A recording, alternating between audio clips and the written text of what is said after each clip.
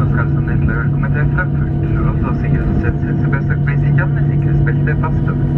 Her står regelen går i lådet på sjå, firgangen, nødutgangen, skift av lommegasjer, interskiltet med sikkerhetsbeltet er sløkt. Og spør koffebagasjer er forsiktig legger det ingenting dette ut, og før du går til flyet, da siste sjekk så ikke legger noe ombord. Og vær oppmerksom på at det kan være nivåforskjell mellom flyet og brua. Røkjeng, det er først til at man ikke måtte oppmerke røkjeområdet. Og takk så mye for at du blir med oss i SAS og Starlines, så det er godt en fin tur.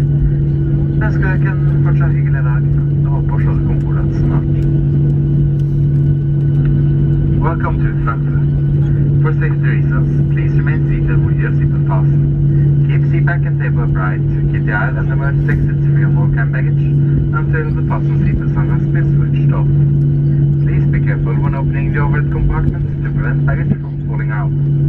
And before leaving the aircraft, please check that you have not forgotten anything on board.